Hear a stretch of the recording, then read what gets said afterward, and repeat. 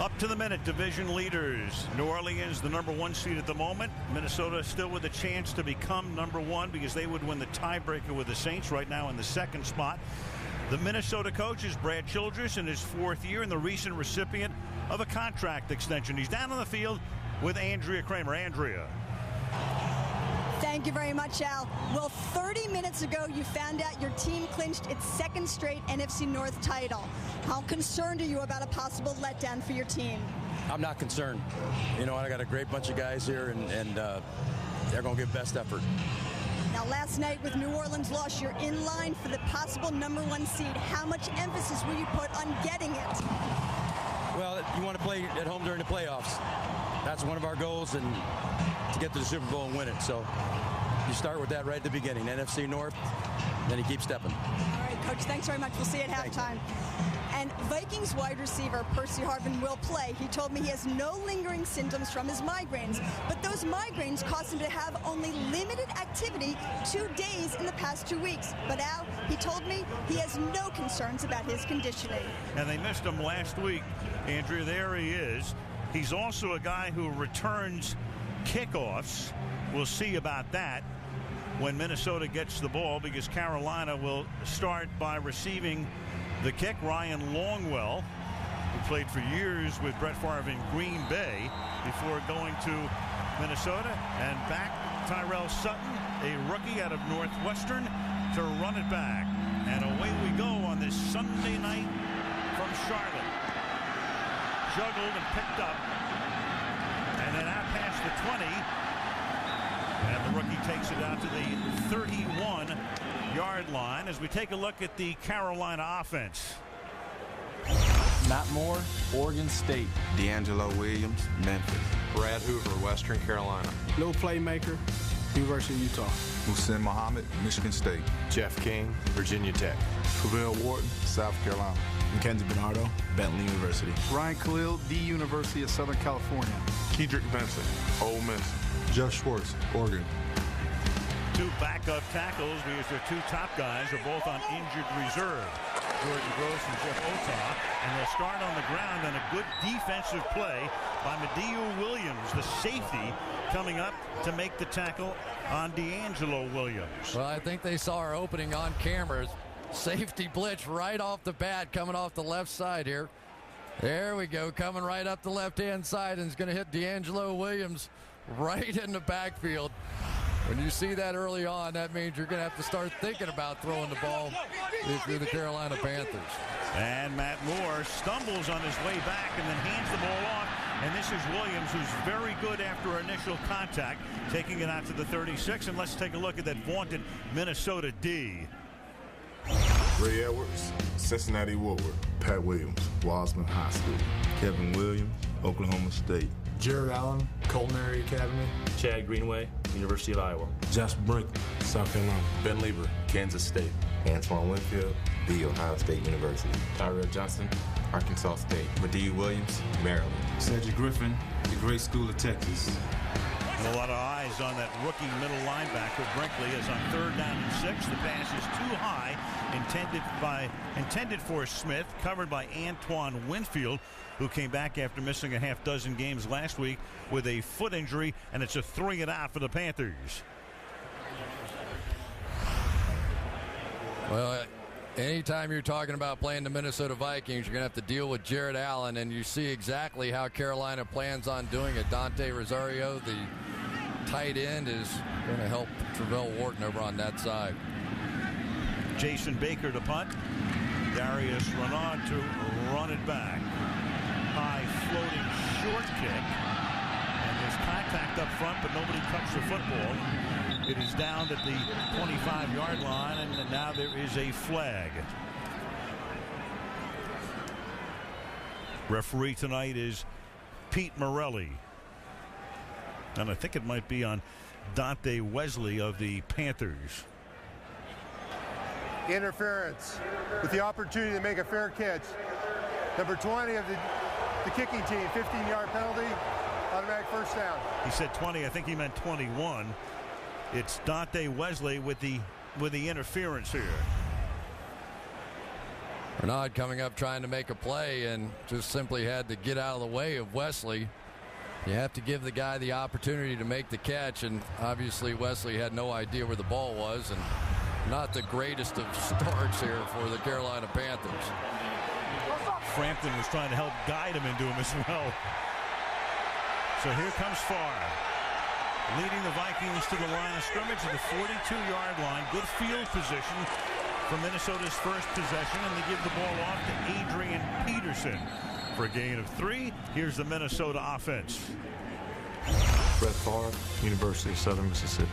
Adrian Peterson, Oklahoma. Sidney Rice, South Carolina. Bernard Berrien, Fresno State. Sati Shanko, Morgan State Bears. Jim Kleinsasser, North Dakota. Brian McKinney, the U. Steve Hutchinson, Michigan. John Sullivan, Notre Dame. Anthony Herrera, the real UT. Phil Loho, Fountain, Colorado. 2nd down and 7, the real UT. At least as far as Herrera is concerned, is the University of Tennessee. And the pass goes to the outside, and that is caught by Jim Kleinsasser, who has spent his entire 11-year career with the Minnesota Vikings. So for Brett Favre, you know the story. He was going to retire, and would he play? Wouldn't he play? What was he going to do? Ride the tractor? And then he comes to camp after the preseason had already started. And of course, he's going to be the starter. There's no doubt about that. Plays a little bit in preseason and is having one of the best years of his 19-year career. This is Chester Taylor taking it to the 40-yard line. It'll be 2nd down and 3 as we take a look at the Panther defense. Tyler Brayton, Colorado. Hollis Thomas, Northern Illinois University.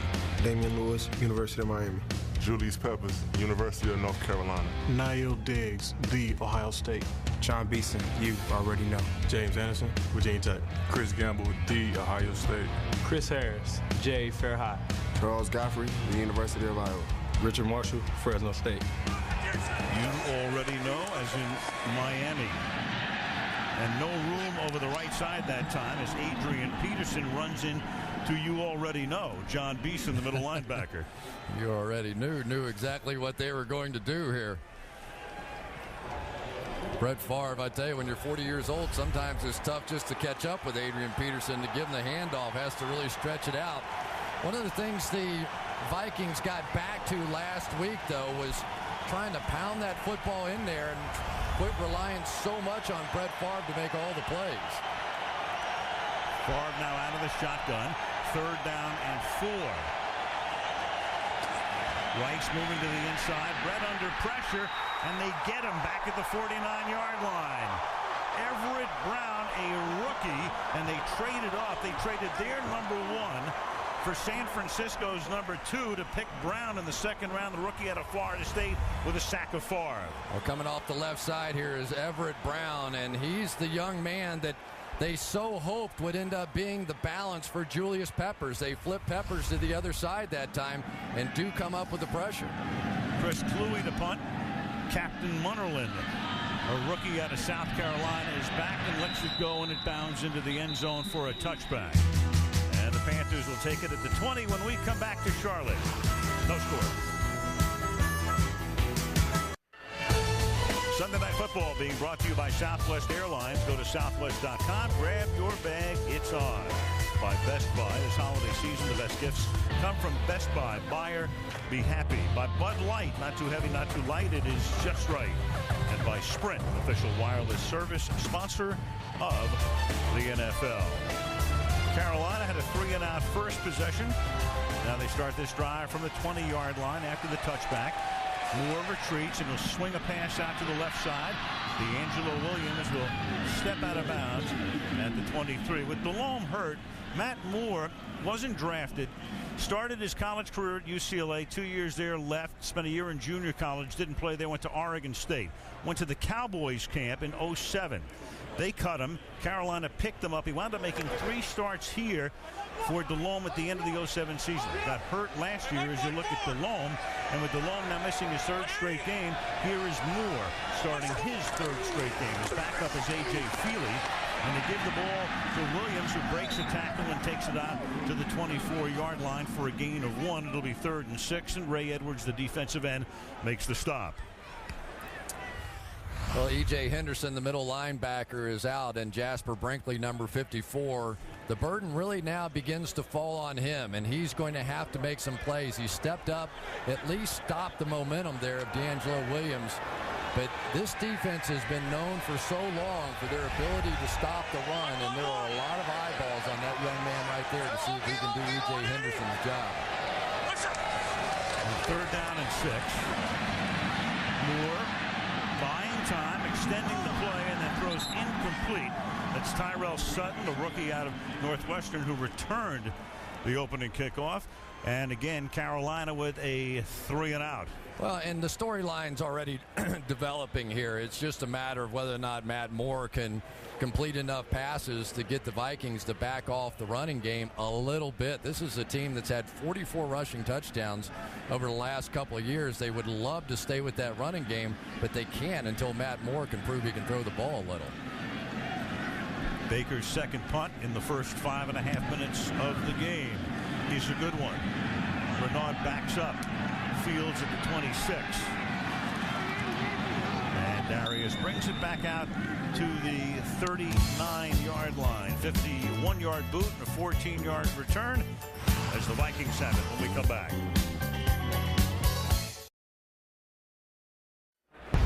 Check it out. Log on to NBCSports.com or NFL.com and check out Sunday Night Football Extra. A lot of enhancements. Mike Florio's chat, Pro Football Talk. Andrea is texting all game long from the sideline. Check it out. Sunday Night Football Extra.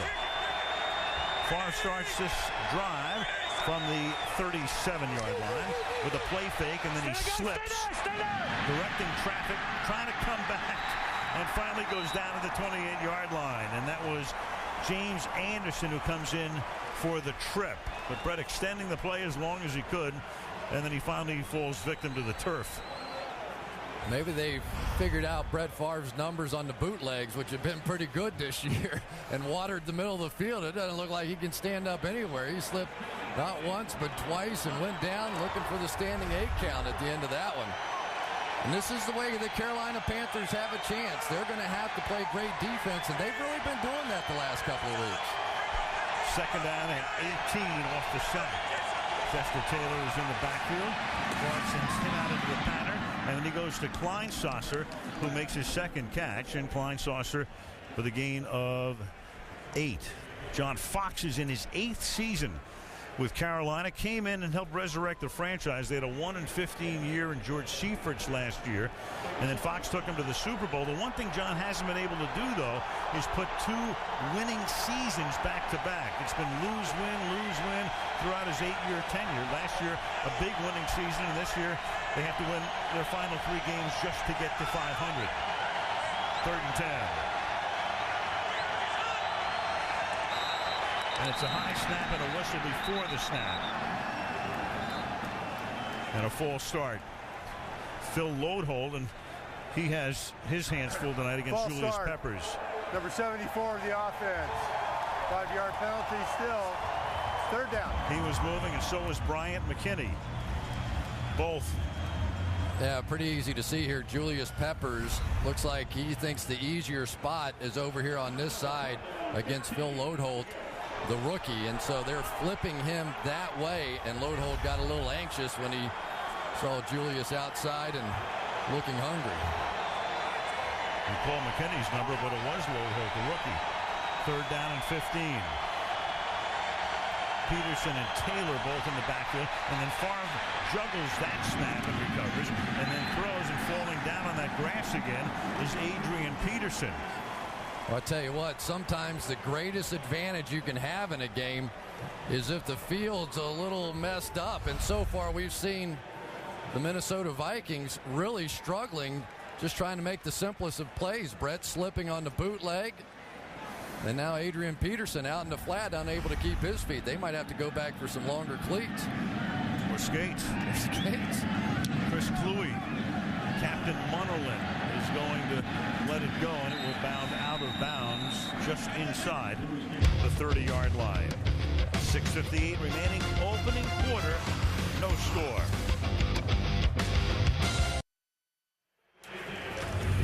The unrelated undefeated Williamses, Pat and Kevin, they've each been to the last 3 Pro Bowls together. Kevin has been to the last 4. And they're the first pair of D-line teammates to do that, or at least since Mark Gastineau and Flecko did it back in the 80s. And there they are. Good luck. It's right. D'Angelo Williams, who's part of, as we say, double trouble. He and Jonathan Stewart, the two-headed rushing tandem, and they flip it to him, and Allen's going to chase him down, chase him out of bounds. And we talked last night to Pat Williams, and I said, well, so how do you think the Williams wall is going to do against double trouble? And he said, they're in trouble. They're in big trouble. You know, he's very complimentary of his friend Kevin Williams, and he said he thinks he's the best 3-technique tackle there is in the game. And he said, well, what about you? He said, I'm just a big, nasty nose tackle. And that's, you know, it's unbelievable that that's how you describe yourself in the most glowing terms, but that's exactly who he is. Second down and 7 from the 32. Look out from the blind side, and it's going to be ruled a fumble. And the Minnesota Vikings try to come up with the ball. Rolling across it was Jared Allen, and the ball is now recovered at the 11-yard line after the sack fumble. It has to be a blown protection here. There's no way in the world Jeff King is supposed to block him one-on-one. He was supposed to get some help, I've got to believe, from Travell Wharton, who ends up blocking nobody. And Jared Allen, the second best sacker in the NFL, he's good enough when you double team him. He's really good when nobody blocks him. Well, he creates it, and then he had a chance to recover it, and it slipped out of his grasp, and it gets recovered back at the 11-yard line by Carolina. And now the ball is handed off to Jonathan Stewart, and we see his first carry of the night, and he gets shoved out of bounds. There's a flag down. That was a 3rd down and 27. Holding, number 68 to the offense. Penalty will be declined. 4th down. Kedrick Vincent with the hold. They take the play. Ben Lieber also had a great chance to get that loose ball, so the Vikings had every opportunity to come up with this fumble and couldn't. That's a drill you do almost every day in training camp and in practice, because it is so key to be able to recover those things. Really, Minnesota completely dominating, but it's still one of those games where Carolina is hanging around. They just have to find some offense. That was Dante Rosario, the tight end, who recovered for Carolina. Now Baker's kick is fielded at the 41-yard line, and this is Renaud, and Darius has some room down the sideline and finally gets tackled by the punter at the 26-yard line. He stiffed on Baker, but Baker stuck with him and knocks him down at the 26-yard line. So Favre will have a very short field to work with. So many times that first move is the key move. You've got to do something laterally and then get that thing up the field. It's amazing when you're returning punts that if you can just find a little bit of a seam, watch this one quick little move and then straight up the field. A lot of punt returners like to keep going sideways. That's what Renaud did there, just got that thing up the field. So far making his 283rd consecutive regular season start tonight. Begins this drive at the 25-yard line. Fake toss, and then he hands the ball off to AP, and Peterson to the 21-yard line. You know, it's interesting. Adrian Peterson's one of those guys that's been having such a magical year, and those guys over on defense, not too bad either, but clearly one of the most dominant players in the National Football League, but lately hasn't been so good here. Just 3.2 yards per rush in the last 4 games. Of course, we saw him a couple of weeks ago against Arizona and was held to, I think, 19 yards rushing in that ball game. So we're trying to reestablish him now as that top threat. On the season, his average is 4.5. And he gets tackled just about at the line of scrimmage by James Anderson. We saw Favre slipping before, and a couple of guys on the Vikings slipping, so Brett went to the bench, put on new shoes. Yeah, sometimes those molded cleats aren't quite as good, and you have to go to those longer ones. I always dreaded doing that a little bit, sometimes because the traction became so good, you sort of had to worry about twisting knees and ankles then. 3rd and 6.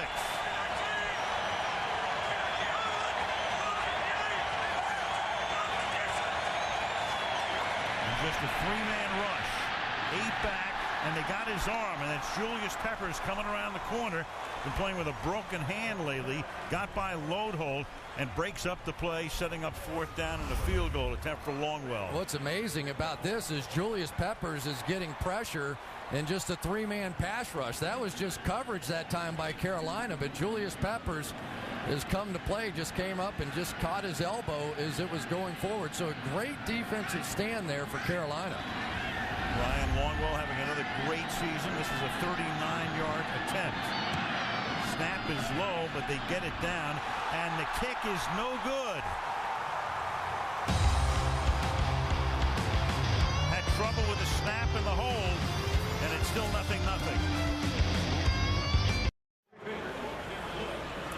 That's man bite dog. Ryan Longwell missing since 2006, very rarely. I thought it was a low snap. Actually, as you look at it again, that was really not the issue here. The issue is that Longwell hits the upright. So the snap and hold were good enough. 39-yard attempt off the upright. Back to the 29-yard line. Now Carolina will take over there. And busting through over the left side. This is Jonathan Stewart, the second-year back out of Oregon, who is their #1 pick last season. Really nice job there by Ryan Khalil up front against Pat Williams, the center, one of the few remaining guys. I'm not going to circle the center. You can figure out who that is. And Khalil is just going to get just enough of them. And they really have to start establishing something on 1st down. I mean, let's face it, the Carolina Panthers passing game has been pretty bad this entire season. If they don't get this running game going, they have no chance to win here. So stay with it. Don't talk to the audience. I love it like that. 1st down, and Stewart again takes it up to the 41-yard line. He's tackled there by Jasper Brinkley, who's the rookie middle linebacker. That's the first down for them. Brinkley, a rookie out of South Carolina. Let's stay on the center one more time. That's the block you have to be able to make on that nose tackle when he's offset to the side that you're trying to run. But to snap it, quickly jump out in front if the play's going to have any chance at all. Good start for Khalil. 2:44 to go in the opening quarter. Oh, boy, I did it again. Yes, you did. I'm telling you. Mr. Kibosh. The king.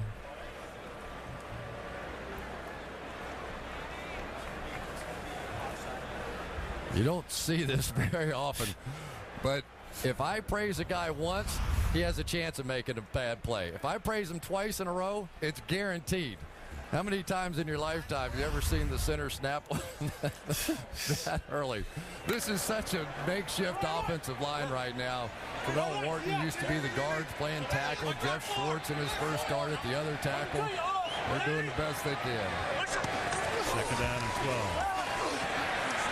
Moore has time, and over the middle, and he finds Smith at the 46-yard line of the Vikings for a 1st down, covered by Winfield. By far their top receiver. A 15-yard reception for Steve Smith. And here's what happens. You get a couple runs going, and then you get the ball out to your best receiver, Steve Smith, against Antoine Winfield. We'll watch that matchup all night long. And the protection was good. But I think that again, once you establish the ability to run at least a little bit, it sets that play action up, which is what Carolina has to have. 50-second catch for him. D'Angelo Williams gets tackled after he crosses the line of scrimmage. It'll be 2nd down and 9. We talked a little bit about all the changes in the offensive line for John Fox and company, but Carolina Panthers, for my money, may have the best tackle tandem in the National Football League in Jordan Gross and Jeff Otaw, and both those guys now on injured reserve. So they've had to do some shifting, and Jeff Schwartz making his first start at right tackle against a pretty good team. Part of the reason they're averaging 9 points per game less than last year. And now you've got D'Angelo Williams again taking the ball to the 41-yard line, and Williams tonight has carried the ball 6 times for 12 yards, and he comes limping off the field. Yeah, that was a sort of a low undercut hit that time on D'Angelo Williams. He thought he saw the cutback lane, and I think it was Antoine Winfield who came across the formation And watch as he cuts back. Winfield is going to hit him right around the knees as Pat Williams went on top, and that's a problem. 3rd and 5. They get the rookie Sutton flanking Moore in the backfield. Vikings blitz, and over the middle, the pass is caught by Muhsin Muhammad to the 28-yard line. Muhammad started his career here, went to Chicago for a few years, then comes back, and it's a gain of 13 as the first quarter comes to an end. End of 1 in Charlotte. Minnesota nothing. Carolina nothing. And Sunday Night Football continues after these messages.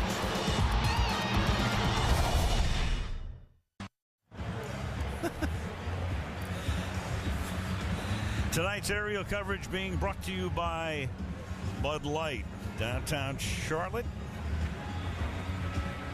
Looking down from above, Al Michaels along with Chris Collinsworth and Andrea Kramer. You saw Williams come limping off. He had an ankle issue 2 weeks ago and missed the game against Tampa Bay. Now he gets hurt tonight. Jonathan Stewart is the back as we begin the second quarter. And he goes nowhere, running right into the Williams wall and Jared Allen. It'll be second down. You know, the formula for this Carolina offense when they played well, remember they were 12-4 last year, a playoff team, and played well. But this year the passing game just has not been there. And you can sort of look at some of the numbers for Steve Smith. Last season, 8 100-yard games. This year, just 1. And a lot of the interceptions have come trying to force the ball deep to Steve Smith. 2nd and 12. And that pass is caught along the far sideline by Steve Smith, a little bit shy of the first down. Going back to Steve Smith. There it is over a 4-year period. He was averaging about 600-yard receiving games per season. Steve in his 9th year out of Utah, 3rd round pick in 01. The other question too, versus, Muhsin Muhammad would be the number 2 receiver, but who is right now? He still is, I guess, but there's really no depth behind Smith. Well, they just don't have that secondary threat right now. They don't. 3rd and 4, and here is Smith again. And he picks up the first down. He's tackled by Antoine Winfield. They also have Wayne Jarrett. They invested a high draft choice in him out of USC a couple of years ago, but he hasn't done it. He's inactive tonight. Well, they want to play man coverage now on the outside on Steve Smith coming across in motion. But as they do, they just sort of take those outside receivers and run them up the field and create just enough space there to pick up the first down. This is a pretty nice drive here by Carolina. Yeah, this is the 11th play of this drive. 57 yards in the first 10 plays. And it's handed off to the fullback. Right up the middle goes Brad Hoover in his 10th year out of Western Carolina. The fullback was kind of an endangered species for a while, but he's been here for a long time. And the question always is, is a running back better with a fullback or without a fullback? And most of the guys who've come through here in Carolina agree that Hoover's been pretty good. Yeah, and D'Angelo Williams came from an offense in college where he was sort of the single back and got used to that. And then he said, I didn't want a fullback when I got here, but I've since been convinced. 2nd and 9 over the middle. The pass is caught by Jeff King, who takes it to the 6-yard line. And now it's going to be a 3rd down and 2. Well, you'll see Jasper Brinkley, the middle linebacker, try and get down the hole on this one. He's going to go straight back, and Jeff King said, fine, you want to go back there? I'll take that one right there. Get out of the way, umpire. Here we go. If you're going to throw it that quickly, you don't have to worry quite as much about Jared Allen either. 3rd and 2 now, and Moore will take this snap out of the shotgun. Smith comes in motion to the inside, and then an inside handoff to the rookie Tyrell Sutton, and he will pick up a first down. Nice job by Kedrick Vincent that time, picking up the stunt. Looked like they were going to stunt right into this one. Vincent right here is going to make this block and just stay with his guy. There's Kevin Williams. He just kept driving him out of the hole. So that time Minnesota tried to get fancy up front and ran right past the play. 65! Sutton, on his 11th carry of the year, doesn't play very much, of course, goes behind double trouble. And now the ball is handed off to Jonathan Stewart. who gets to the 1-yard line. It will be 2nd down and goal on a drive that began back at the 29-yard line and has consumed 7.5 minutes. Well, but don't assume this one's a touchdown, because the Minnesota Vikings in goal-to-go situations, the very best in the NFL. When you've got the Williams Wall and Fred Evans and all those other guys in there, 65, this is no cinch. 15th play of the drive. Stewart behind Hoover in the backfield. The fake, and then the pass, and wide open is Hoover for the touchdown.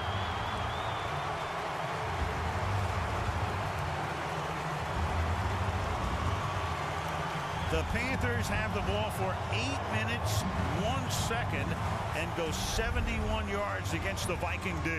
Jasper Brinkley, I think, is going to have to come up here and not just play the run, but play the fullback as well. You know exactly who that assignment is when you're putting together your game plan. You say that young guy doesn't have a lot of experience. Let's see if we can take advantage. John Casey for the extra point, and that one is blocked. So we've had a missed field goal and a missed extra point. Hoover with his first touchdown of the season, and the Panthers lead 6-0. For the 3rd year in a row, an NHL New Year's Day Winter Classic, and it's Fenway Park. That's the site. There's time-lapse photography as they construct the rink. It'll be the Philadelphia Flyers and the Boston Bruins. So we've seen Buffalo, we've seen Wrigley Field in Chicago, and this year it's Fenway Park hockey, New Year's Day, Philly and Boston, right here on NBC. And it's a short pooch kick that's fielded at the 21-yard line by Darius Renaud. So they kicked it away from Harvin, and then Renaud brings it back to the 35, where the Viking offense goes to work. 6-0 Carolina. Sunday Night Football from Charlotte, brought to you by Wendy's. You know when it's real. By Geico, 15 minutes could save you 15% or more on car insurance. By Sears, more values, more Christmas. That's life well spent. Sears. And by Coors Light. When the mountains turn blue, your beer is as cold as the Rockies. NASCAR country. Absolutely. It's like a race. Yeah, there you go. From the 36-yard line. This drive starts with Adrian Peterson probing the middle. Brett Favre at the age of 40, it's been a spectacular year for him. However, going back over the past few years, there are his numbers early in his career over the first 13 years, and they were great in December and January. Then you go to 05 through 09, 11-9, and December passing, well, last year, with that biceps problem in New York, bad numbers. Here, okay so far. And he hits Sidney Rice, first catch he has made tonight, up at the 45-yard line. So the big question, obviously, Chris, as you go down the stretch is, will Favre be able to play it all out? And, could you have a better ending to a career? Not that he would necessarily end it, but he told us last night, if they win the Super Bowl, it might make his decision easier, but he didn't say what his decision would be. Yeah, I think we all know what that was, though. I think he's out of here if they happen to win a Super Bowl this year, probably along with a few other guys. 3rd and 1. And Peterson will get stuffed here. One other thing about Favre, Chris, is that, when you look at Brett in his career, and he was the poster boy for everything the NFL was all about, and announcers and broadcasters were always salivating over him. And then the public got tired of, am I going to come back? Am I going to retire? Will I be back? Will I, whatever. And then this year, it kind of became like a national joke until he signed. It's no joke anymore. If anything, he's burnished the legacy, not tarnished it. Yeah, he really has. He's had a tremendous year, but as what happened when we saw him against Arizona, not so good tonight so far. Captain Munnerlyn brings it back to the 15-yard line, and he flag is down.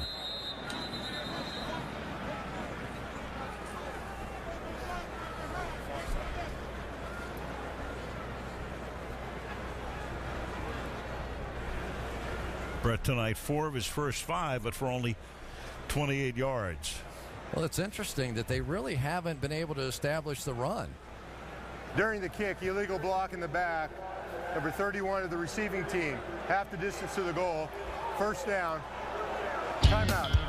And 9:02 to go in the half. 6-0 Carolina. Very, very important figure in the annals of the National Football League. Jerry Richardson, who was a good player, played with the Colts, played in that overtime championship game in '58, and is not only the owner of this team, but the founder. He brought this team into the National Football League as an expansion franchise in '95. And on first down, this is Jonathan Stewart, who's able to break tackles and takes it out to the 10-yard line. But one other thing on Jerry Richardson, Chris, is the fact that here's a man who had a heart transplant last year, but you know, it's good to see him at the game and in pretty good health right now, and a guy who, as we just said, a man who had the dream of getting this team into the National Football League, was able to accomplish it. Yeah, and as a former player, he's got his game face on, doesn't he? He's out there. He looks like he's ready to play. He was a good one, though. Second down and 3. Rolling out is Moore, and the pass is incomplete, intended for Steve Smith. Let's check in with Andrea. Well, they taped D'Angelo Williams' left ankle out here. He tried to test it, but they've taken him into the locker room to retape it. Now, I'm told by the Panthers they are not x-raying it right now, but Al, it is the same ankle that kept him out of the Tampa game, and they are calling his return questionable. And D'Angelo, of course, would be a big minus for a team that has to rely on the running game, but did pull off a 15-play drive for a touchdown. The only touchdown of the game the last time they had the ball. Third down and 3. And rolling to his right, that pass is incomplete. Again intended for Steve Smith. So after that long 8-minute drive, this one takes 50 seconds, and they'll punt from deep in their own territory. Yeah, and he missed twice. I mean, Matt Moore 2 times in a row had somebody that looked like they were open out there. Steve Smith, not easy throws, but you can see what they're doing now. They're taking Matt Moore and rolling him away from Jared Allen. That's how much of an impact Jared Allen's having. They're actually rolling away from him.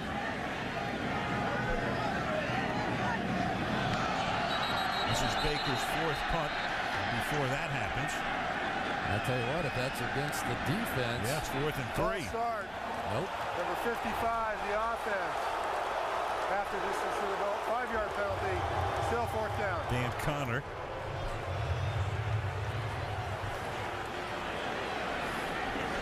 It's one of those plays that might have been worth the shot to flinch a little bit and see if the official misses it.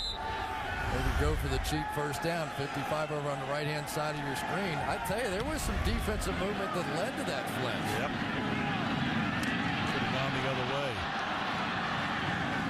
And that punt is fielded by Renaud, and he'll set up the Vikings at the Carolina 40 halfway through the second. The NFL stars are out and shining bright. It's the Vikings and Panthers, an NFC fight. Sunday Night Football is now.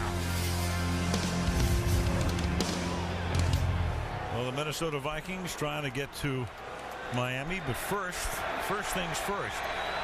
They're in Charlotte tonight. They're down 6-0. They have a short field here. And first down, it's Taylor who gets tackled by Gamble. And the Minnesota Vikings tonight, 15 plays and a total of 22 yards. Right off the edge right here, Chris Gamble's going to come around and make this play. Carolina Panthers, what the heck? They're 5-8. They're going to come out and fire a few shots tonight. They played well against the New England Patriots a week ago. They held them to 20 points in their own place. They've been getting turnovers the last 3 games. They've got some confidence going.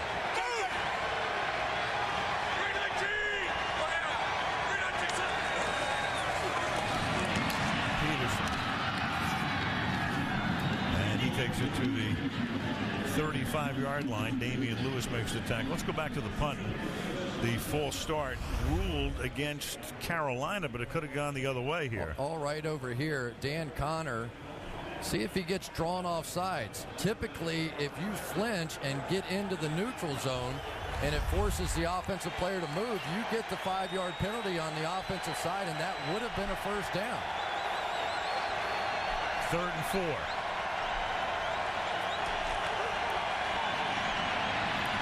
Favre staying in the pocket, and then the pass is caught by Chester Taylor, and that will be a first down. So they convert on a 3rd and 4, and the ball is at the Carolina 28-yard line.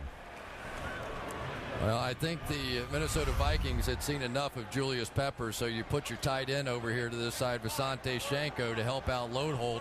And now Brett Favre has time and finds Chester Taylor out of the backfield for the first down.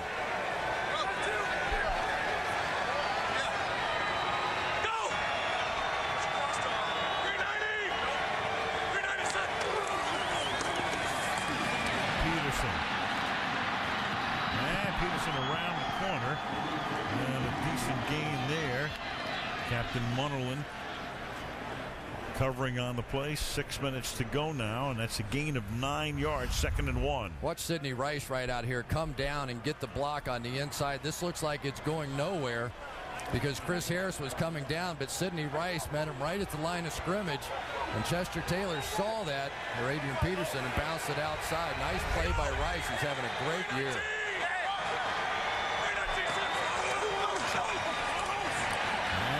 Throws over the middle, and that is caught by Sidney Rice, and he gets tackled at the 3-yard line. Richard Marshall, for the moment, saving the touchdown. Damian Lewis that time thought he had a deflected pass. Brett Favre recocks this thing and ends up finding Sidney Rice in the second hole. The slant hole is usually the first one over there. Brett saw Damian Lewis in his face, pulled it back down, and then found Rice for the big play. Rice to the right. Burying wide left, and Harvin is in the slot to the left. From the 4 on 1st and goal. And Peterson, and he'll get stood up at the 1-yard line, but stays on his feet and goes in for the touchdown. Chris Harris had him dead to rights at the 1, and he sprung away and spins into the end zone. You think Adrian Peterson's fast? He may be stronger. Check out Chris Harris here. He's having a pretty tough time. He's got Adrian Peterson dead to rights, come up with a second safety, and neither one of them can get him on the ground. Wow. Now, to give them the lead, Longwell for the extra point, and he does. That's the 15th rushing touchdown this season for Peterson, tying it with Maurice Drew for most touchdowns on the ground this year. 7-6 Vikings. Chuck coming your way, a new season of Chuck Monday nights in January right here on NBC. Charlotte, North Carolina, 37 degrees at game time. Vikings have the lead for the first time in the game with 5 minutes to go in half. 16-yard line. That's fielded by Jeff Kenny. Puts it back to the 25. You know, Medea Williams is the kind of guy that, you know, you don't hear a lot about him, the safety from Minnesota, but he just donated $2 million to the University of Maryland, his alma mater, to establish a Center for Global Health Initiatives, focusing on the county in which he grew up outside of D.C. and the West African nation of Sierra Leone, where he was born. So, you know, at a time when you're always hearing about guys stealing $2 million, I mean, that would make headlines. It's nice to see a guy giving away $2 million, and we salute him. In memory of his mom, and he is well remembered now. Play fake, Moore throws on first down. Smith will turn it back to the outside, and that's a nice gain, 13 yards. And let's go down to Andrea. Well, yeah, and Alec, he didn't want any credit for it, but he told me you can't put a price tag on improving people's lives, and to that end, the goal of the center is to address health issues such as the high infant mortality rate, but he's doing more than just giving money. He's involved in planning the center, which is due to open in 2011, and his foundation also started an elementary school in Africa named after his late mother. Al, he said it's a lifetime commitment by him. Beautiful. Good man. Came to this country when he was 9 years old. Originally with the Bengals. Now the Vikings safety, and he's involved in this play along with Jasper Brinkley. Stuart carrying. Well, one of the things that Jasper Brinkley can do well, that is come downhill and play the run. They really felt like that for number 54, that was the strength of his game. And they liked the fact that the last two games seemed to fit him just perfectly, playing against Cincinnati in their running game and now Carolina in this running game. They say it's not fair. Don't compare him to E.J. Henderson. E.J. Henderson's a great player, but this guy can certainly play the run. Second and 12. And Stewart to the outside. And it's Winfield coming up to make the tackle. You know, one of the greatest things about Jasper Brinkley, of course, is he has a twin brother. Oh, yeah. Casper. Yes, sir. Jasper and Casper. Jasper and In fact, Casper was in the Carolina camp for a while, but they didn't make the team. But everybody remembered him, didn't they? Yes, they did. Don't forget Casper or Jasper. Third and 12 from the 40-yard line.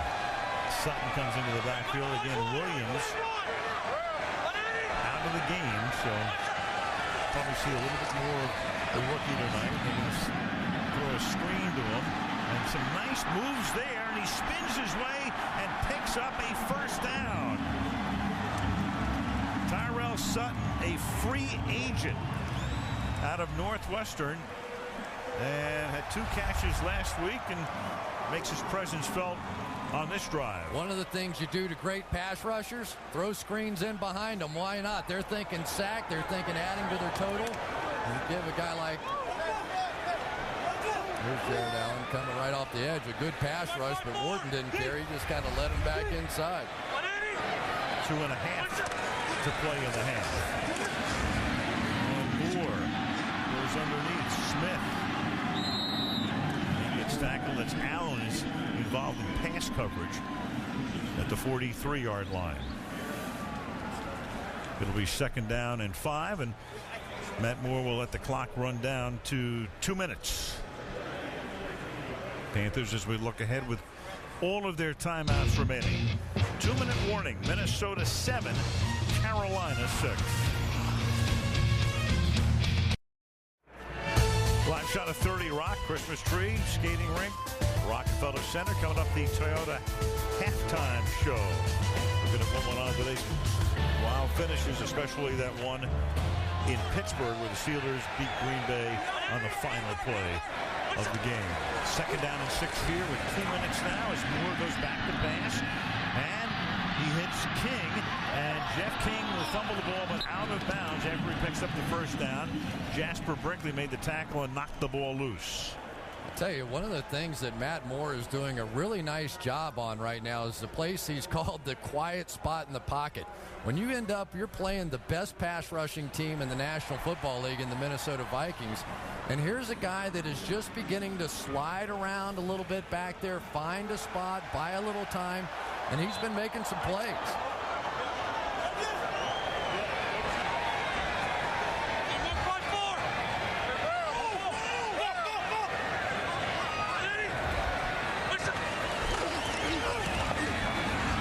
Fake again, taking a shot deep downfield and incomplete. Coverage is good that time, intended for Smith, and he's covered by Antoine Winfield. That's star on star. Antoine Winfield, but I tell you, they have now decided they're coming after Matt Moore. They brought the blitz that time. Good job by Jonathan Stewart to pick it up, and they're lucky to not get that one picked off. You have to give Steve Smith a chance, get it out in front of him. It's not a very good throw.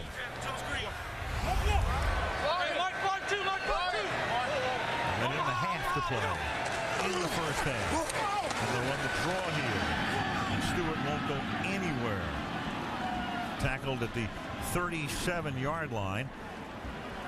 Then it will be 3rd down and 10. A little bit surprised here. Well, I don't know. Maybe the Minnesota Vikings considered calling a timeout here. You don't want to let the Carolina Panthers run the ball. Again, they need probably, what do you figure out, about 4 yards to set up a 50-yard field goal here. The more time it runs off, the easier it makes them to do that. Calling a 3rd down and 9. It's about right. 3rd and 9 out of the shotgun. And Moore flushed out to his left. And he'll throw.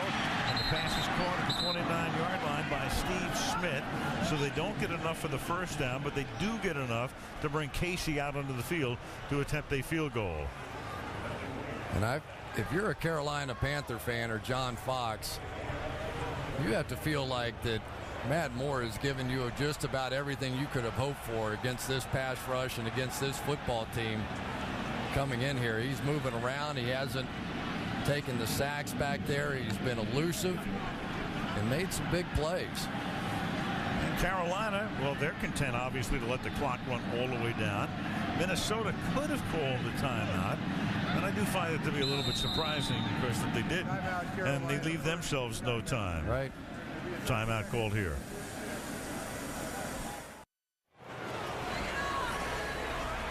John Casey had his extra point attempt blocked before, but now he'll try to give Carolina the lead again. A 47-yard attempt with 4 seconds to play. Jason Baker will hold it, and a flag is thrown. Several, in fact. Vikings think it was a false start. Morelli will, after a consultation. False start.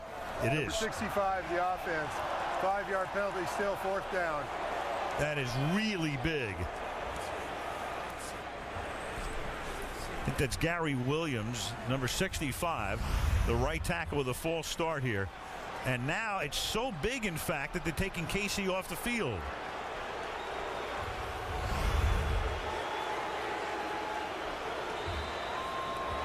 Wow. You're going to go Hail Mary instead of a 52-yard field goal? 52 or 53-yard field goal. I don't know.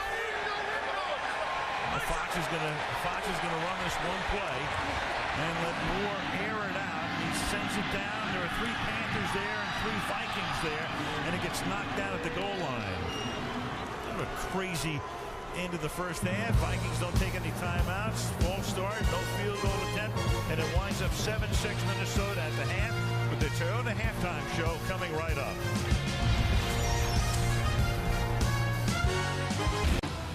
And with that, you've seen the scoring in the first half as we start the third quarter in Charlotte. Al Michaels, Chris Collinsworth, and Andrea Kramer. And just to set the significance of this one again, the Minnesota Vikings have already won the NFC North by virtue of Green Bay's loss earlier today to Pittsburgh, but still with a shot at the #1 seed in the NFC.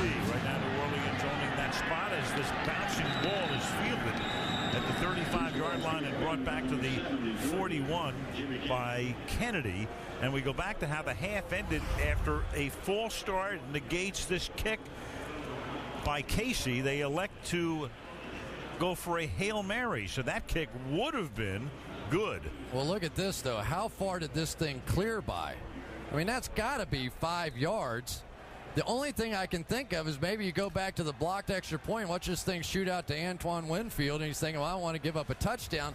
But you've seen your kicker just kick it about 56 or 7 yards. I don't know why you don't give him a shot there. Casey kicked a 50-yarder on opening day, and they set up a screen and pressure on Favre that time. The coverage by Beeson on Taylor, 2nd down, and we go to Andrea. Well, Al, Brad Childress walked out of the locker room. I didn't even say a word, and he said to me, we didn't have to show up at practice at all this week to gain 66 yards of offense. This is embarrassing. He said, there's no magic here. We just have to play. He said, we've got to change the line of scrimmage.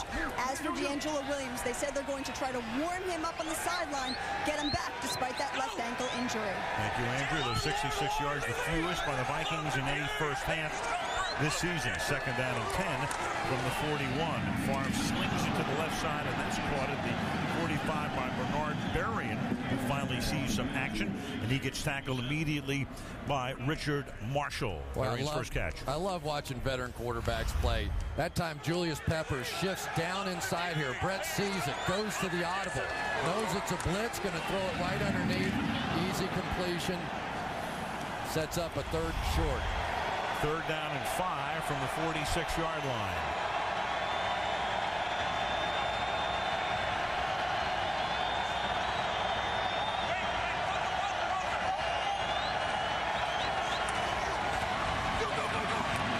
Good protection, really good, but good coverage in the secondary, and then the pass is incomplete at the 23-yard line.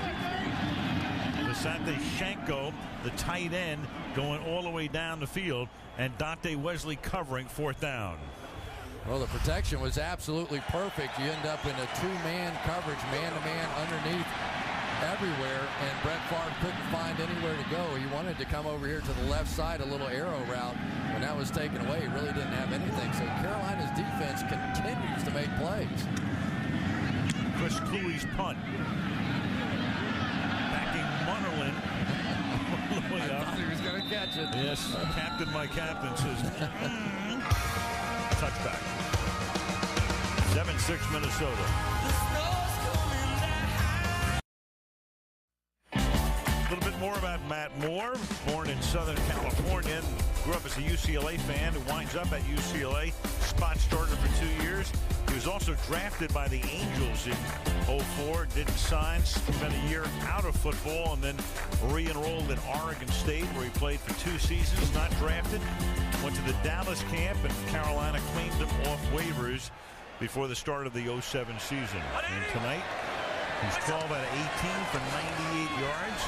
And sets up the screen here. Stewart makes the catch. Flag is thrown. And Stewart takes it out to the 33-yard line. But a flag is all the way back at the 6. And it could be for roughing the passer. Roughing the passer. Number 93. 15-yard penalty. First down. Kevin Williams got in there as he threw the screen pass and cost him 15. Well, remember now, defensive tackles or defensive players are not allowed to go low on the quarterback from the knee down, and Kevin Williams was stumbling, and you could see him just eventually lunging into the quarterback's knees, and that is what they are trying to prevent. They want to keep these quarterbacks healthy, and that's a 15-yarder and a big one. Here comes the Wildcat now at the 47-yard line. Jonathan Stewart is going to take the snap in the Wildcat from the 47, and Stewart. Amoeba-like runs, you might say, Chris. Not a lot of form to that one there. Nope, all over the joint. Well, you know, the Wildcats kind of ended in Miami, and people are picking it up around the rest of the league and trying to just put on a little something different there. And Jonathan Stewart, though, you know, I mean, this is no slouch. You've got D'Angelo Williams out of the game right now, but Jonathan Stewart drafted in the first round, and as far as backup running backs, he has the most yards in the league. Second down and 5. Plays fake, buys time, and then over the middle of the pass, hauled in at the 33-yard line by Muhsin Muhammad for a first down.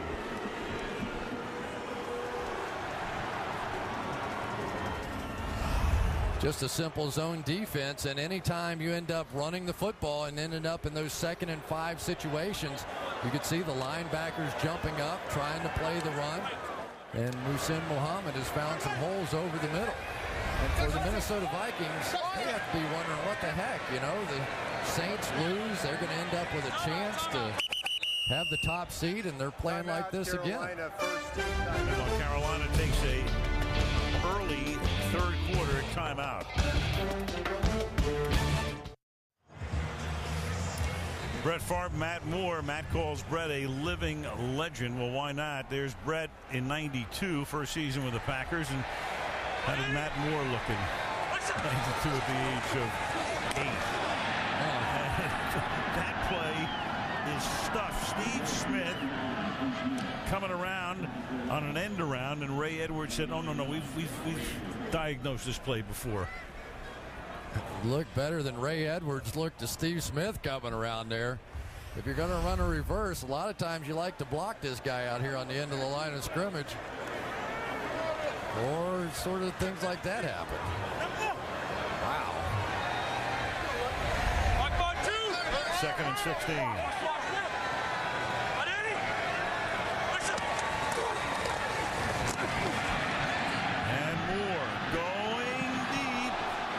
Incomplete, and everybody wants a flag. All 70,000 calling for it.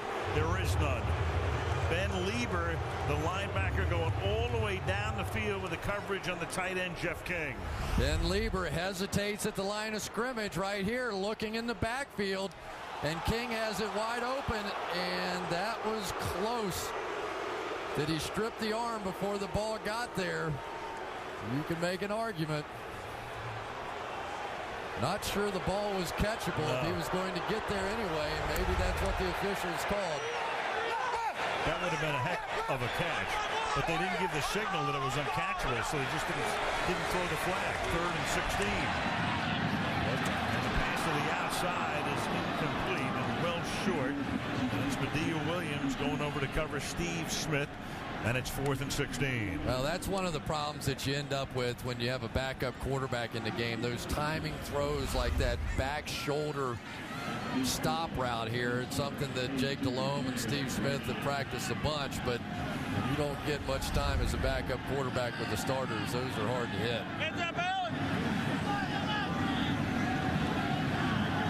Baker's 5th punt of the night. He's averaged 43 yards per boot. Nose down, backspin, but it bounces forward from the 5-yard line into the end zone. 7-6 Minnesota. Next Sunday night, 2 nights after Christmas, it is Dallas and Washington coming up from FedEx Field in Landover. Football night starting at 7 Eastern time. Cowboys, Redskins, Sunday night football a week from tonight. Now Minnesota up by a point from the 20-yard line on 1st down. And Favre throws, and that's caught by Rice. And Rice with a big gain, a gain of 25 out to the 45-yard line for a kid from South Carolina from Gaffney. 25-yard gain with a lot of folks looking on tonight in the stands. Well, Sidney Rice, when he sees the safety dropping out there, Chris Harris, he just goes in the void. And I tell you, for Sidney Rice, the former basketball player, he has really turned into something this year. Brett Favre keeps telling him how good he is, and I think he's starting to believe it. Had a cold this week and some practice time. It's an 8-yard gain to Shanko over the middle, talking about Rice playing basketball. Gaffney, South Carolina, just about a half an hour from Charlotte, right on the Carolina border. North Carolina, South Carolina. Some pretty good moves by one Mr. Rice, and he uses them in football. Same thing, isn't it? Just going up and getting the rebound. Except you don't have to get your feet down in basketball, I guess. That was the play that he said Brett Favre, as soon as it was over, that one against St. Louis, came sprinting down the field, picked him up, and said, I told you they can't cover you. I told you. They has really built that guy up from the very beginning. You know, he hasn't had a great career. He had some injuries he had to deal with. But I tell you what, since Brett Favre got here, he said, I've never had a guy I can just throw the ball up in the air like that to, like a Larry Fitzgerald, and watch him make plays. Well, remember we were in Arizona a couple of weeks ago in Minnesota, and Favre said, you know, he's like Charles Barkley. I know, he'll go up and get the rebound for me. Yeah, you know, the interesting thing, though, he was telling us last night, he said, when I heard that Brett Favre was coming in and he was coming to the compound and all the news helicopters were overhead, he said, I started getting nervous just thinking about the idea that Brett Favre was going to be my quarterback. Still feels that way sometimes when he's in the huddle. Yeah, he said he looked at Favre. I can't believe I'm in the huddle with Brett Favre. Brett was telling us that so many people asking for his jersey going off the field. He said, it's only halftime. You mind if we're late after the game? 2nd and 2 from the 47-yard line. Flag down. And the ball is down as well. And it's Beeson covering Peterson.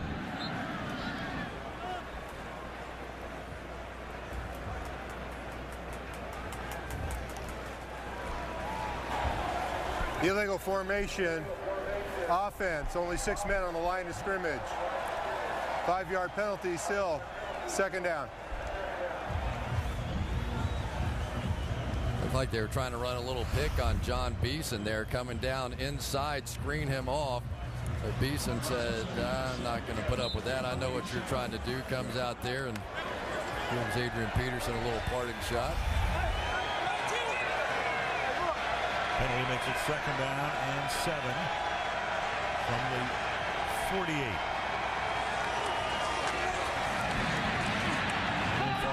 Underneath and checks it down, and then Peterson started to turn around, and he drops it. It will be 3rd down and 7, and Julius Peppers forced the issue, getting in Favre's face. Oh, Julius Peppers now back on the left side against Bryant McKinney, and Julius Peppers, when he decides he wants to play some football, he can certainly get it done. The one thing I will give him some credit for, the Carolina Panthers blitz about as little as any team in the NFL. So for him to have 8.5 sacks, that's pretty good considering the fact that usually he's getting double teamed. 3rd down and 7.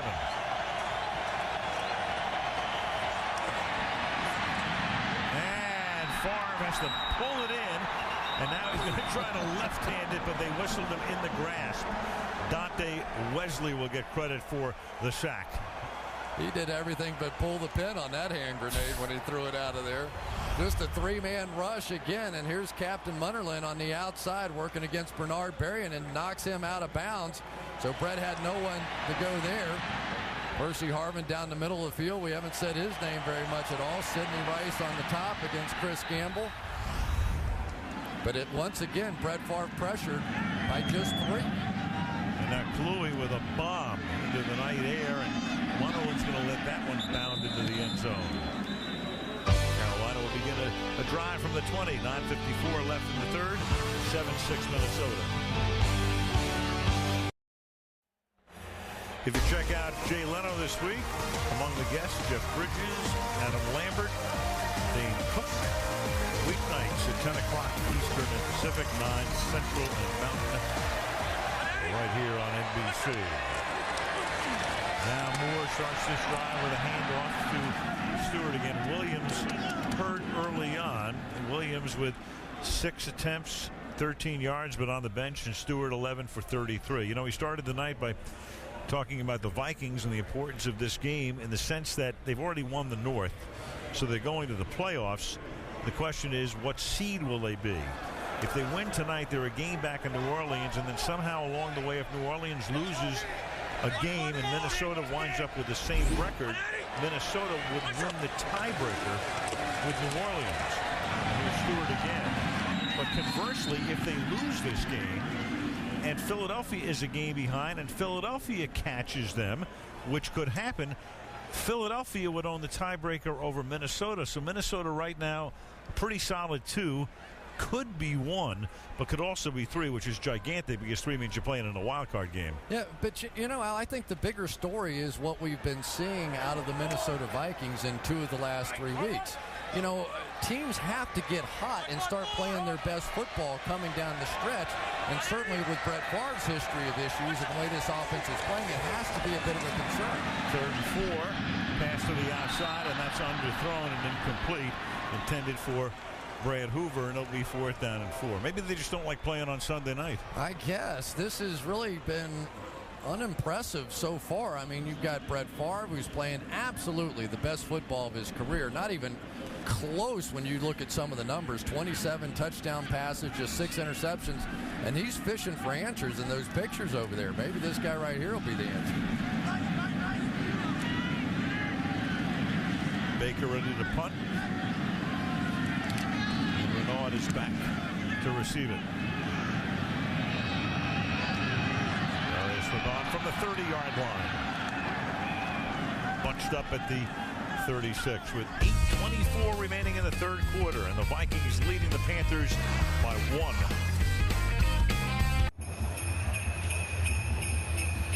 Coming up on Friday, and a Merry Christmas to all of you from our entire crew at NBC Sports, and we'll go back to work next Sunday. Dallas taking on Washington. Right now, Minnesota nursing a 1-point lead. 3:24 to go in the third. From the 36-yard line, this drive begins with a Peterson run through the middle. So, you know, you hear about stretching and all the things that the modern-day athlete does. Well, here's Brett Favre, and this is Brett Favre's pregame stretching routine at the age of 40. You know, as you get older, you have to stretch a little more, right? You know, try and stay loose. And, you know, so it's probably, what, figure 20, 25 minutes worth of stretching? That's it. Over. You think he knows what Pilates is? Richardson, he ain't. Thank God. Here's throwing it to the 40. No double meaning there. Little shovel pass to Shanko. That's a 1st down. Well, they finally get Brett Favre moving around here a little bit since he's all stretched out now. And this is one of the things that he has done best in his career. And he says, if I have a complaint with Darrell Bevell, our offensive coordinator, is that he doesn't get me out there enough. I like buying time. He feels like he can still is as nimble as he always was. He's just not as fast. Good count. They give the ball to Peterson, and he takes it to the midfield stripe. Speaking of bootlegs, take a look at this. That's a pass where the quarterback moves in the opposite direction of the play fake. So everybody going left, he goes right. And take a look at this. When Brett does this, the rating is almost perfect. 6 touchdowns, no interceptions. Well, it really adds a lot of pressure to the defense because now instead of defending for 3.5 seconds, sometimes you're defending for 5 or 6 seconds, and it creates some opportunities. 2nd and 8. Great protection. And then the pass is caught, and finally, but a flag is thrown, so we'll see if it holds up. Percy I don't Harvin. think so. Brian McKinney. Holding, number 74. 10-yard penalty still. 2nd down. So that's Brian McKinney. So we haven't talked about Harvin. That would have been his first catch of the night.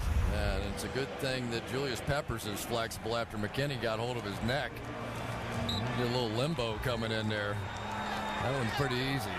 And they really haven't gotten Percy Harvin too involved in this game either. He came in, he missed last week with the migraines, and I thought this offense looked completely different without him involved last week. And sometimes you just need to get the ball in the hands of your playmakers and let them do something. Doesn't look very good tonight either because he hasn't been a factor. 2nd down and 18 from the 40. Favre throws over the middle, and that is Rice, and he loses the ball as he gets tackled at the 36-yard line, and the Panthers have it. Charles Godfrey, the safety, whacked him after he made the catch, and then the recovery is by the other safety, Chris Harris. Well, just one of those middle reads right down the middle of the field, and the thing that you have to do as a safety is make him pay. And Charles Godfrey, who had a couple of big hits last week, makes what may be a game changer here. I thought Sidney Rice had the ball. See if he has possession. Couple of steps. I think that is a completion and a fumble. Good call by the officials. No doubt. First fumble of Rice's young career. Harris had a forced fumble last week and has a fumble recovery here. And now Stewart will cut it back and go to the outside and work his way around Williams and pick up a first down with some good, tough running into Minnesota territory to the 47. And so many times you see a defensive play that gets this crowd into the ball game, and now it's Stewart who's going to get the opportunity, cuts all the way back. And Leslie Frazier, the defensive coordinator for the Vikings, was telling us last night, he said, this guy makes me nervous. He breaks a lot of tackles. We have to really fly to the football to get him on the ground. 17-yard gain for him, and here he goes again, and he gets bumped in the backfield and then picks up a yard, maybe 2. Pat Williams in on the tackle. Will spot the ball just inside the 45-yard line. Yeah, and Jasper Brinkley understands exactly what Leslie Frazier was talking about. The young linebacker just had an easy shot here at Jonathan Stewart. You'll watch him right here come in. Looks like I got him, I got him, I got him. I don't got him. You know what? Brinkley has just limped off the field. Oh, that's some news there. They're already without E.J. Henderson. Then Lieber moves over to the middle. He's the guy who wears the speaker in the helmet, and Moore throws underneath into a lot of traffic to Jeff King.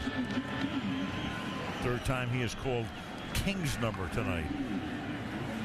So here is Lieber, normally playing on the outside, but with Brinkley playing in the middle. Normally the middle linebacker will wear the helmet speaker, but the rookie doesn't get it. And right now he's just trying to maybe work through some cramps on the sideline. Well, Lieber should be able to handle the calls in there because really Brinkley struggled a little bit. It was Lieber and Greenway that had to sort of take over that role. So at least from making the call standpoint, not a problem. 3rd and 6. Blitz coming. Pass gets away, and it's incomplete. And Moore goes down. The crowd wanted a flag for roughing the passer. Don't get it. Intended for Kenneth Moore. It'll be 4th down. Couldn't tell if there was some contact down the field that time or not. Well, it looked like Antoine Winfield kind of let him run by. But for Matt Moore, you know, he just occasionally will sail balls. You know, we saw it last week against New England. We've seen it this week in this ball game, that in the NFL you have to hit those opportunities. Baker's 7th punt of the game. Fair caught at the 10-yard line by Darius Renaud. Sunday Night Football being brought to you by Kayak. Search one and done. By Verizon Wireless, America's largest 3G network. By Toyota moving forward. And by McDonald's, I'm loving it. Charlotte, NC.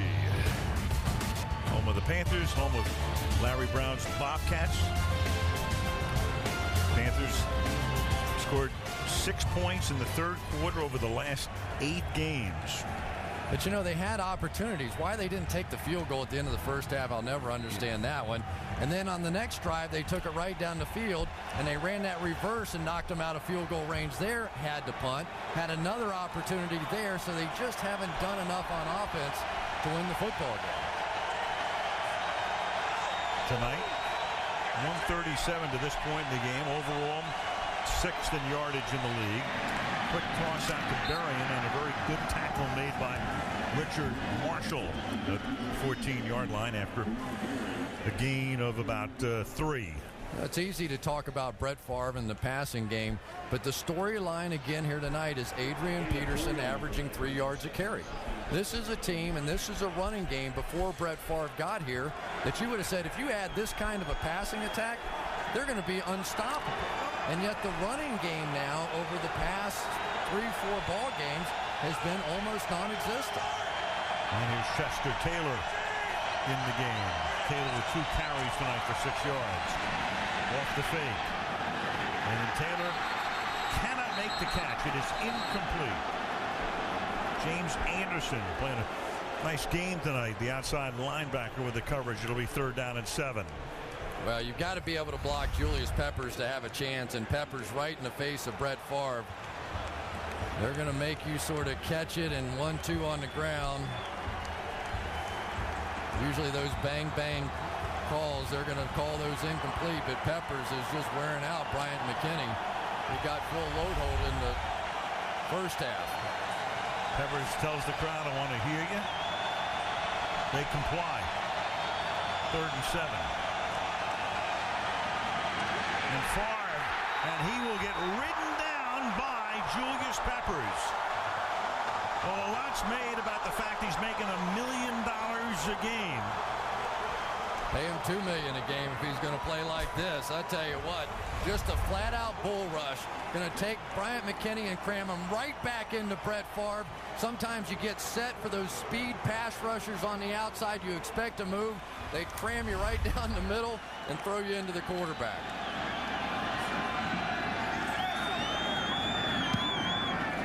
And Kluwe's kick. Munnerlyn from the 44.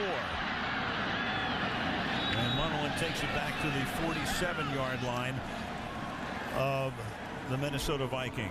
2:23 to go in the third quarter. Earlier we talked about John Fox. In fact, he's had some really good years here. But the longest tenured head coaches without back-to-back winning seasons. Well, Bart Starr was in Green Bay for 9 years, and then Sam Weich coaching Chris Collinsworth. That was part of the issue. Cincinnati. And then John Fox, you know, losing record, winning, losing, winning. 500, losing, and then a big year last year, and this year they'll have to win every game on the way out to finish at 500. On first down, Moore escapes the first rush and then turns it into a nice little gain. It was Heath Farwell who had a clear shot at him and couldn't knock him down, and Moore is able to escape out of the pocket and turn it into a 1-yard gain instead of about a 6-yard sack. Well, Matt Moore with not his first Houdini move here tonight. He comes on the bootleg, and I tell you, Ray Edwards was right there, along with Heath Farwell. And for Matt Moore, that sometimes a 1-yard gain is a great play. That took the place of about a 10-yard loss. 2nd and 9. Stewart will cut it back, and Stewart with tough running takes the ball to the 38-yard line. And that will be a first down. Oh, that was just a fantastic run. Great job by Kedrick Vincent getting out in front on this one from the guard position and getting a key block. But check out the way that Jonathan Stewart finishes his runs. He is a load. Mediu Williams just got plastered on the tail end of this one. Wow.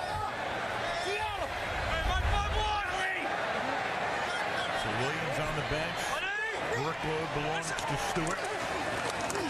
He gets it again over the right side again, and this time it gets plugged up after a minimal gain. Greenway and Edwards are there. Yeah, you hit it right on there, Al. Ray Edwards is really playing a good game against the runs. Talking to Leslie Frazier, the defensive coordinator, they were really concerned. Could they hold up against the run if he couldn't play right over here? But he has really done a nice job against Jeff King, standing him up and making the play. Leslie Frazier understood full well what this Carolina running game entailed. 2nd and 9. Swing it out.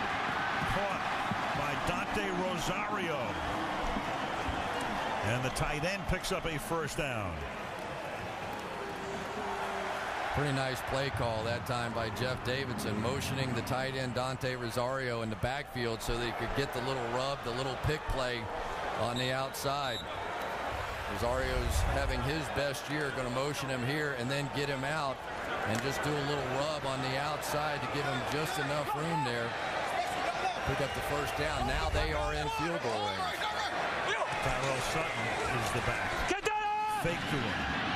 And Moore throwing into the end zone and adjusting for it and making the catch is Smith for the touchdown with a flag down back at the 35-yard line. It's coming back. Offense. 10-yard penalty, still first down.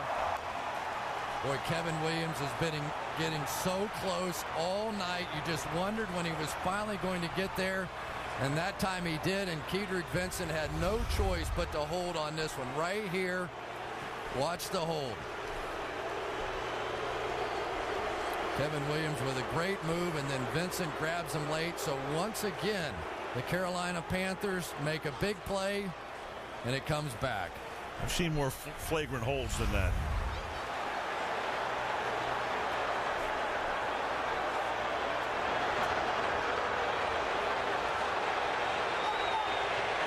So Morelli throws the flag. That negates what would be the go-ahead score. 1st and 20 from the 37-yard line. And that's Antoine Winfield coming in on the corner blitz for the sack. And that will take us to the end of the quarter. And out of field goal range. No, out of field goal range. Neither team scoring in the 3rd quarter. Minnesota 7, Carolina 6. And Sunday Night Football from Charlotte resumes after these messages from your NBC station.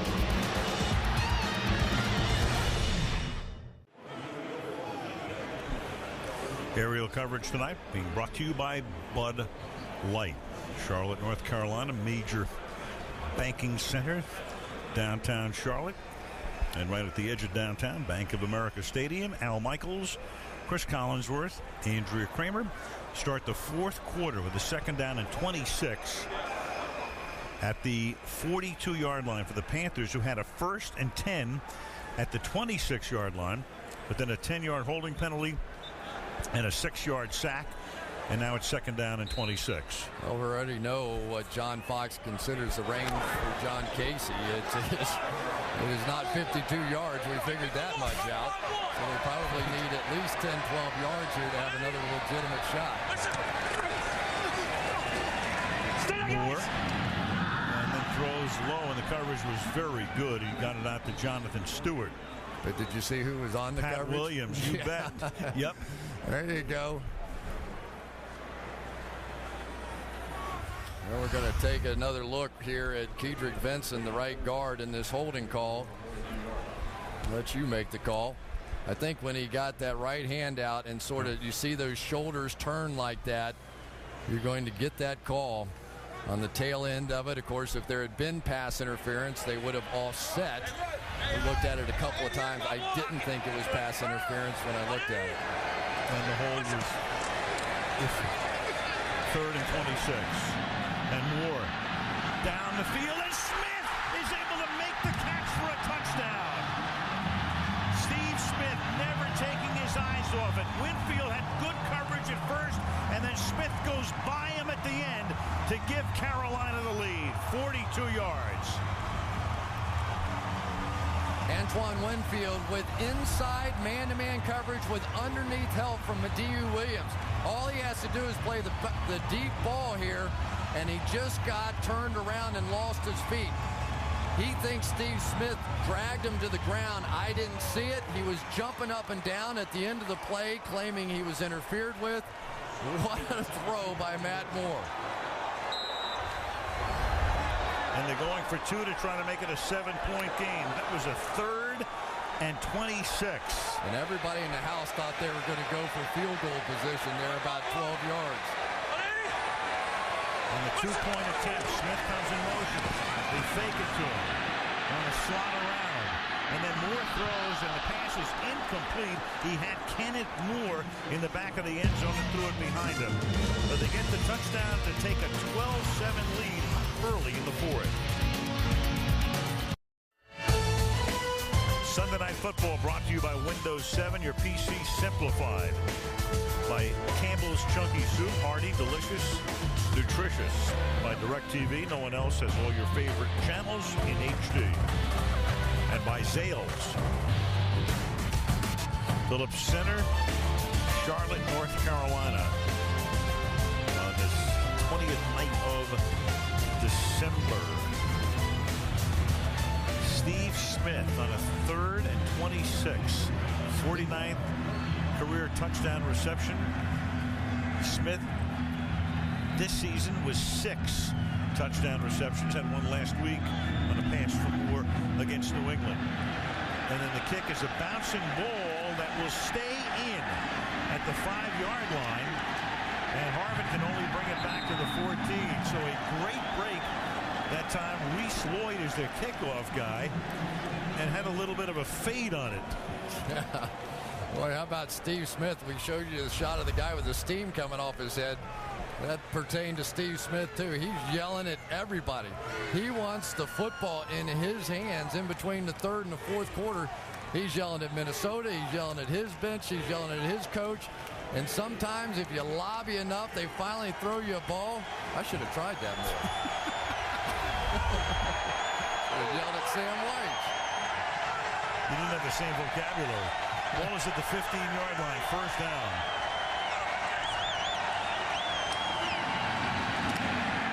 And to the outside, going nowhere, is Adrian Peterson. And Peterson tonight, as he was 2 weeks ago on Sunday night against Arizona, bottled up 12 carries, 35 yards. That's less than 3 yards per tote. You know, and especially when you consider this Carolina team has been through so many defensive tackles.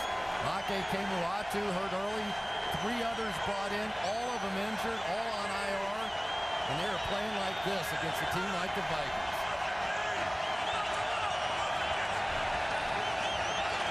Second and 9. And that's caught. Nice catch is made by Bernard Berrien, and he gets clotheslined by Captain Munnerlyn, but not until he picks up a 1st down. You know what, Al? This is just amazing to watch Brett Favre work sometimes. He saw the linebacker drop underneath this slant. Instead of throwing it in the 1st hole, he waits and throws it in the 2nd hole. James Anderson's been playing football his whole life. Everybody throws a slant in the 1st hole. He was expecting it, and Brett made him pay it in the secondary hole. From the 33-yard line.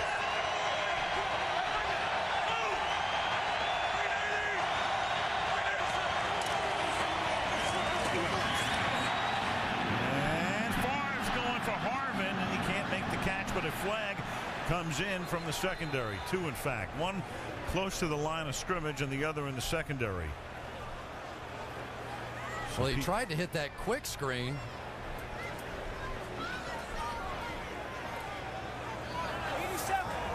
Offensive pass interference. Number 87. 10-yard penalty, still 1st down.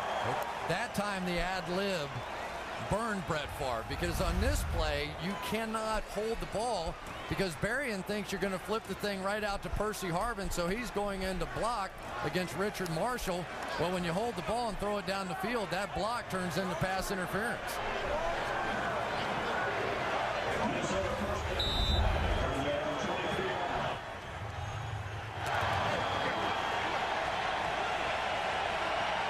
1st and 20.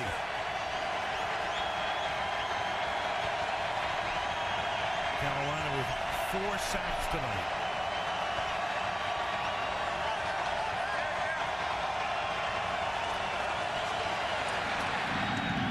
And Favre to the 30-yard line. That's Visante Shanko. Let's put him in a position for a 2nd down and 12 up at the 31-yard line. You don't think there's anybody in New Orleans cheering for the Carolina Panthers tonight, do you? I don't think they could clinch it tonight, but they certainly are going to be in a position where I think they play Tampa Bay next week, where they could clinch it then should the Minnesota Vikings, I'm talking about home field advantage throughout the playoffs, but the Vikings lose here to Carolina. Carolina meets New Orleans the final Sunday of the season. And Favre for that pump fake and then goes downfield and incomplete. 2 receivers and 3 defenders are there. Berrien was down there. That's Captain Munnell in on the coverage. And rookie, low draft choice, saying the other day, said, you know what? If I can intercept a Brett Favre pass, I got to go up to him and have him autograph the ball. Yeah, and he was a big fan from the beginning. He had his jersey and couldn't believe he was going to get a chance to play against Brett Favre. Well, the captain and his teammates are wearing Brett out tonight. That's his real name, captain named after his great-grandfather. His given name was Captain, great-great-grandfather. 3rd down and 12, and Favre avoids a sack, gets away the first time, and then with everybody around his body throws incomplete upfield for Shanko at the 50-yard line. Julius Peppers came in, and he beat Artis Hicks is in there at the moment in place of McKinney and came around to spoil it. 4th down. Unbelievable. Watch Peppers on this one beat the double team. Comes in, has Brett dead to rights. Brett pulls an Eli Manning, gets out of there, makes a perfect throw. And Shanko dropped it. Shanko couldn't pull a David Tyree. Louis' kick is a short kick. Takes a small Carolina hop backwards, and a flag is down at the 40-yard line. During the kick, holding number 57 of the receiving team. 10-yard penalty. Timeout. And assessed at the end of the kick. 12:18 to go in the 4th. The Tonight Show coming up this week, and among the guests will be Lance Armstrong, and then Jimmy Fallon. Tom Arnold will be stopping by Jimmy's show late night this week on NBC. Runway 26 right, 26 right, clear for the line. Stewart on 1st down, and Stewart off to the races with a big game before he's forced out of bounds by Tyrell Johnson. And it's a gain of 23 yards. Well, Ben Lieber's got to maintain position out here. He's got to contain this to the outside. When he sinks down inside, Stewart sees it and bounces out around the edge. They've had to shuffle so many linebackers. Lieber with a big mistake there. Steve Smith working down the field against Cedric Griffin. Adds about 5 or 6 yards to that run. Ball at the 46-yard line. And deep downfield, incomplete coverage is very good. Intended for Gary Barnage. First time they've called his number tonight. And in the Minnesota linebacking group, Brinkley, who got an IV on the sideline, is back in the game in the middle. Here's Brinkley right here. He's going to have to do something that he's probably not so comfortable doing, though this time does a nice job. That Mike Backer has to run with anything that goes down the middle anytime they split the safeties. And that's the part of the game they weren't sure he'd be able to do as well. But that was pretty good. Tyrell Sutton is the eye back here. And the rookie gets tripped up as he crosses the 50-yard line. He's stopped there by Mitchell. And that will be a gain of 6 yards, 3rd and 4. I tell you, I have a lot of respect for Tyrell Sutton. I really do. This young man was forced into earlier this season against the New Orleans Saints playing the fullback position. And for a tailback to go into fullback, you go, oh boy, this is not going to be very good. He blocked his tail off that game. He was knocking people around, and now in this one, he's finally getting a chance to run the ball and doing a good job. It's a 5'8", 213-pound fullback at that time. Far more suited to those dimensions to playing tailback position. 3rd down and 4. And that's caught running away from the coverage of Steve Smith. And Steve Smith wiggles his way all the way down to the 3-yard line.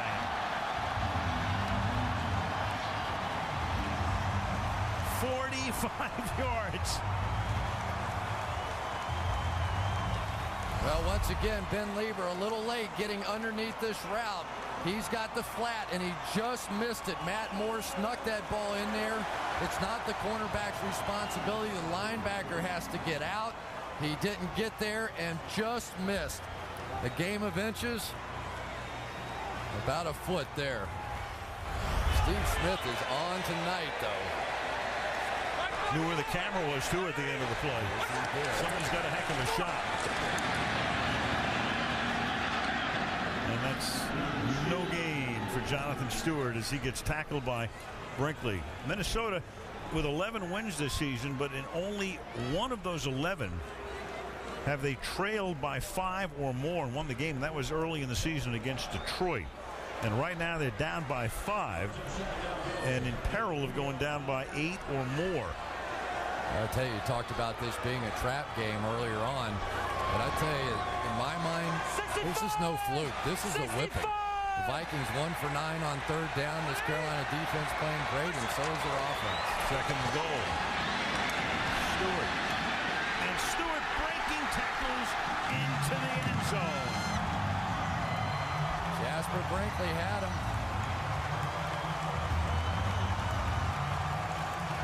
Kept those feet moving. We talked about the yardage this guy gains after initial contact, and evidence right here. He's got him. Makes the play. Gets off the block. Perfect hit. And Stewart getting an opportunity tonight has played huge.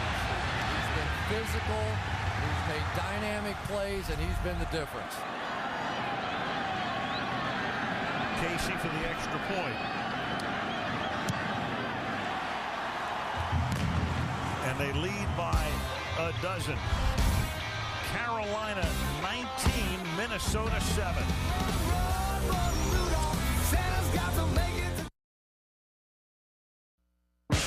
On February 7th, The Who takes the field for their first Super Bowl performance ever in the Bridgestone Super Bowl 44 halftime show.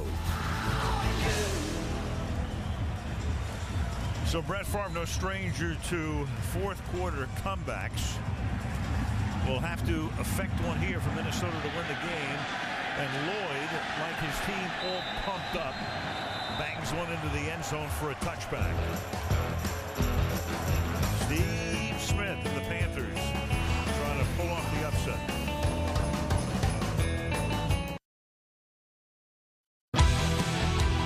Just a flat-out bull rush.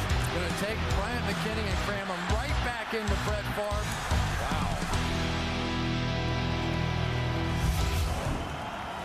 Julius Peppers, big night. Carolina defense having a big night. Minnesota down by 12 from the 20 on 1st down for Favre. And he's able to thread it to Harvin in the double coverage. Marshall is there along with Godfrey, and Minnesota's going to come up to the line. No huddle, 1st down. I think they're trying to wake themselves up out of this funk that they're in. I tell you, they have absolutely had their running game stuffed tonight. And Brett Favre in this passing game is not the same when it's not play action. 2.9 yards per rush for the Vikings. And over the middle, they get it to Peterson. Adrian up to the 35-yard line. Still no huddle. Brett was telling us he thought that this would be a year he just turned around and handed the ball off and threw it about 15, 20 times a game. It hasn't worked out that way. Too many times the running game's failed, and Brett's had to pick it up. Tonight he'll have to win it with his arm. It's 2nd down and 5. And that pass is incomplete. Harvin wants a flag. Marshall covering on the play. It'll be 3rd and 5. And Brett Favre wants somebody to block Julius Peppers every single time now. Now Artis Hicks in the ball game. doing the best that he can, which isn't any better than what McKinney was doing. Julius Peppers has just taken over the football game. And Brett's seen enough. 3rd and 5.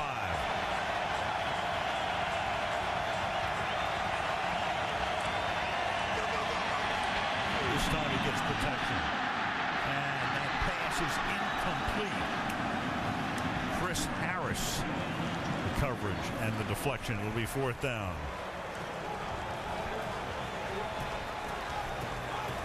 I'll tell you what, it's a good thing that Percy Harvin was able to get up a little bit, because that ball was sailing for a good 4 or 5 seconds. Brett very lucky that one wasn't picked. Pluie to kick again.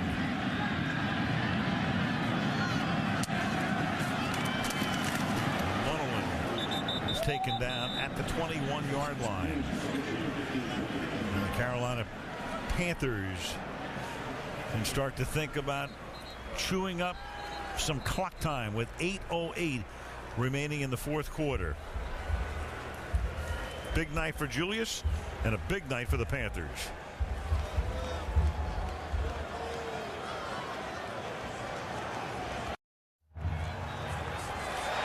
Vikings allowing 100 or more rushing yards in each of the last 3 games. First time they allowed that many in 3 straight since 05, and that's Stewart. So that's against Arizona, Cincinnati, and now here tonight. That's what they're going to have to do right here, is stop the run, as the Panthers will try to chew up some clock time. Yeah, Jonathan Stewart with 87 yards rushing tonight. It has been 36 consecutive games the Vikings have not allowed a 100-yard rusher, but Stewart certainly with a chance.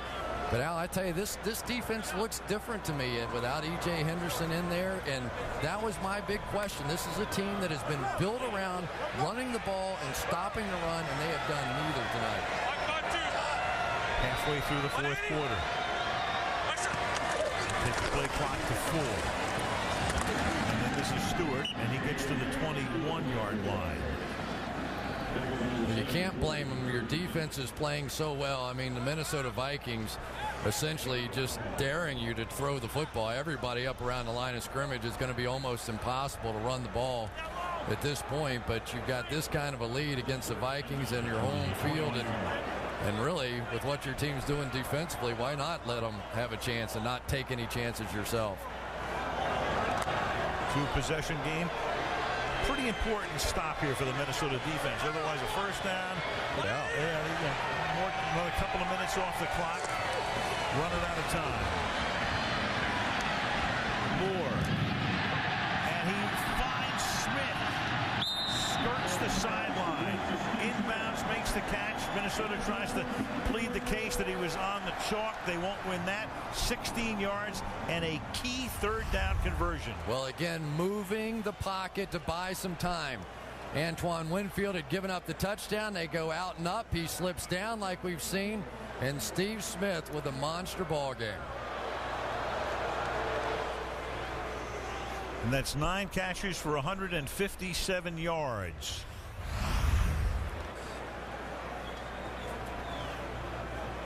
And there will be a challenge here. You saw the Vikings sideline. One of the assistants contending that he stepped out of bounds. Coach's challenge. We don't see anything that would overturn this call. We think it's going to stand. Smith had his foot very close to being out of bounds. We think it's inbounds, number 1. And secondly, is there enough there to overturn it? The call on the field was he was inbounds. We don't see it. I thought as he turned to pivot off of that foot, you could pretty clearly see that. Anyway, it looked like to me it was inbounds, and he's trying to plead his case to Jared Allen, who I think he's telling Jared the other way. Yeah, telling Jared, hey, you're going to be staying on the field because I'm inbounds. Jared Allen's been a little quiet tonight. You know, the Carolina Panthers have done a nice job on him. Well, that's a new look at it from our aerial coverage. I tell you, that's the closest, but I still don't see enough to overturn it. course, if any part of the foot is on the sideline, he'd be out of bounds, but you still don't see it even from that, which is the best of the angles. You know, we've got the, here we go. Morelli. After reviewing the play, the ruling on the field will stand. Receiver was inbounds. First down, Carolina. Minnesota will be charged a timeout and a challenge. And that's the double whammy there. You lose the challenge, you lose a timeout. You're down by 12, and you've already used the timeout in the half, so you're down to 1. What did Steve Smith tell us the other day? He's tired of being the #1 receiver. He wants him to bring in somebody to take some pressure off of him. He'll just play in the slot. Got news for you. He's going to be #1 receiver for a while. Well, maybe somebody to come in as 1A, but he's #1 from the 37. Stewart to take the ball up to the 40-yard line. You know, so much of this team is really built around the ability to stop the run so that they can rush the passer. You know, this is the leading team in the National Football League as far as getting sacks on the quarterback. But in this one, because they've had to play the run so much and bring safeties down, they've been vulnerable in pass defense in situations they typically have not been. And for Jared Allen, the opportunities to go get the quarterback just haven't been there. They have 2 sacks tonight. Meanwhile, Moore has 242 passing yards and 2 touchdowns. And he's pressured, and he throws, and the pass is caught, and breaking 2 tackles, and on his way to the end zone and tackled at the 5-yard line is Gary Barnidge. Only the second pass thrown to him tonight. The 6'5", 247-pound, third-string tight end, 55 yards. Watch Barnidge. Watch the adjustment he makes on the football here. Completely covered. I think that's Antoine Winfield out there. Could not be in a better position. And he just swims late over the top of Winfield, uses that big body, and refuses to go to the ground. And in many ways, not scoring the touchdown was the much better alternative. Smith blocks Brinkley, and then Griffin goes for about a 6-furlong ride. To the 2.5 goes Jonathan Stewart. And the total yardage in this game is now Carolina 383 and Minnesota 174. Wow. And remember, this was a team coming in that was averaging about 11 points a game over the last 4 games. This was an offense that was struggling in a major way, but being at practice on Friday, you could see there was no quitting the team. It was freezing cold. It was awful. I couldn't wait to go inside. But those guys were flying around and playing hard, and for the second time in 3 weeks, the Vikings don't show up. Second down and goal. Stewart takes 3 Vikings to knock him down. And also, Chris, when you think about it, I mean, this is a team, minus their 2 starting tackles, including Jordan Gross, one of the best in the league, minus their starting quarterback, Jake Delhomme. D'Angelo Williams got hurt early tonight, 6 carries, 13 yards, and they are handing it to the Vikings. Yeah, you really hit on a key point, too. Travell Wharton, what a job he's done. Yes, he has had help on Jared Allen, but Jeff Schwartz, the rookie, making his first start at the other tackle position. I don't think we've mentioned him all night long. He's done a nice job of pass protection as well. Give him credit. Makeshift line, but they've got it done. Third down and goal. And Moore throwing, and it's a touchdown. It's caught by Jonathan Stewart at the goal line.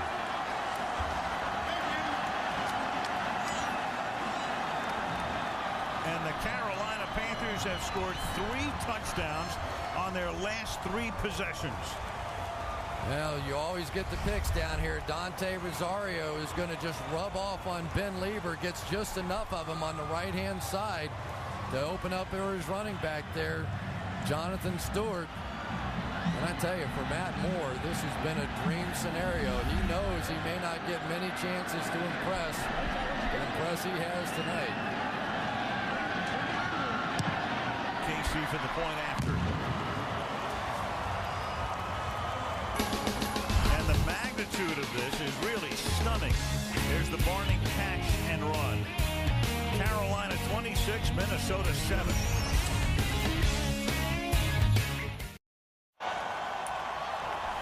So we started the night talking about maybe Minnesota getting the #1 seed if they won out and New Orleans stumbled.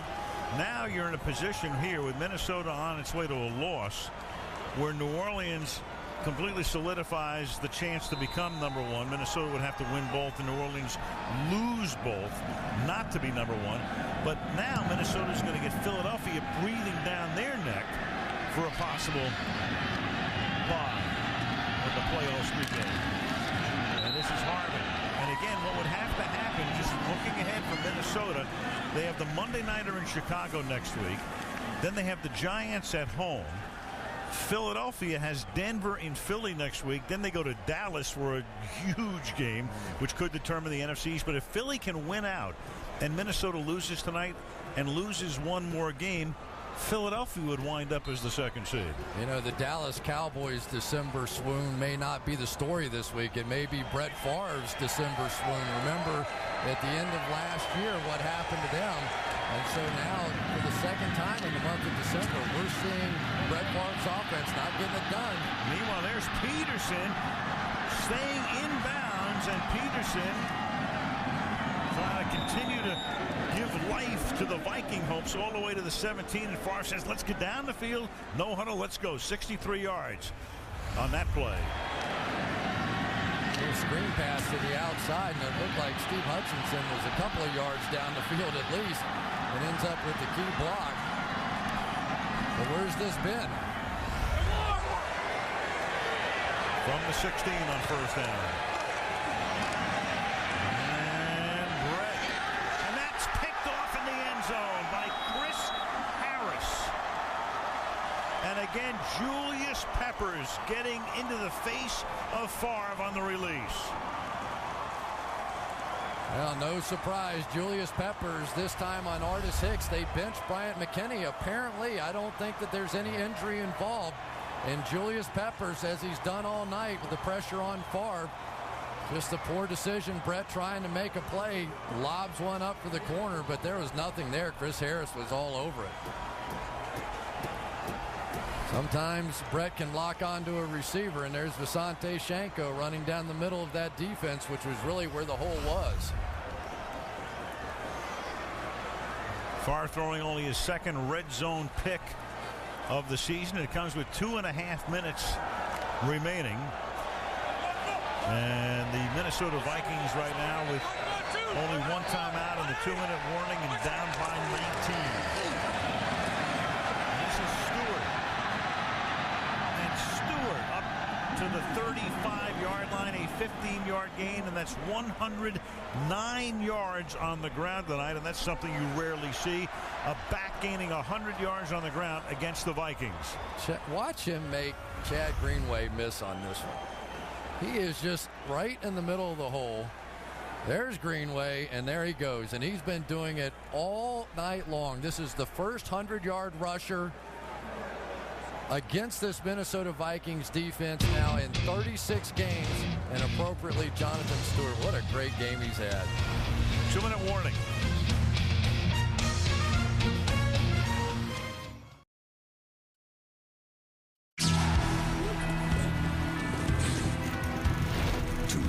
After Christmas, in Washington's place, a matchup so heated with one playoff chase as visions of a championship dance through their heads. A rival can help put those big dreams to bed. So tune in next week for a real football fight. It's the Cowboys and Redskins on Sunday night. Got a few storylines in that one next week, don't we?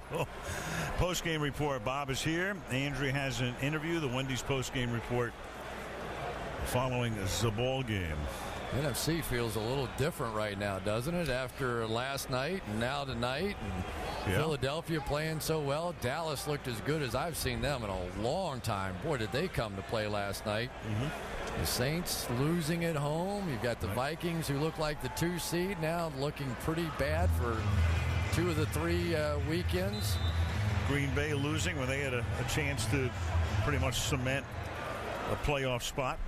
Losing on the last play of the game, still with a record of 9-5. Oh, by the way, the Indianapolis Colts and Peyton Manning keep rolling along, don't they? Is that right? I don't think so. I'll tell you what, John Fox has to be proud of his guys. Yeah. This was, there's a lot on the line, and we all know the rumors out there and coaches that might be available, but the Stars tonight got it done. Check out Matt Moore's numbers. Completely outplayed Brett Favre and everybody else in this ball game. Stewart, tremendous against one of the top run defenses, or at least in the past. Don't know now without E.J. Henderson. Do they still fill that bill? Yep. The Minnesota Vikings, a team that almost never allows 100 yards to a ball carrier. Last time they allowed 100 yards to an individual, it was Ryan Grant of Green Bay back in November of 07, so long ago that Favre was handing the ball off to Grant. I'll tell you what, I am no longer looking at schedules and making predictions. You looked at some of the schedules this weekend and you go, oh boy, that's a win for this team, that's a win for them, and it just doesn't matter. The NFL, anything could happen in any ball game. But we know that Brett Favre prefers to not see Julius Peppers anytime soon. Well, go subscribe to some of those services. They'll tell you, right? Yeah. Or watch Showtime. It's like taking stock picks off television. Oh, boy. Shorted. That's the end of the game. And what a night for the Carolina Panthers. Pretty stunning. Especially the magnitude of this one. Well, after the Arizona loss, you were thinking, okay, well, they lost the one. They probably needed the loss. It woke them up. I don't know. This doesn't look like a wake-up call to me. Oof. And the New Orleans Saints breathe a little sigh of relief. Philadelphia goes, we've got Minnesota in our sights. 2 weeks to go. 26-7. Post game coming up with Bob next.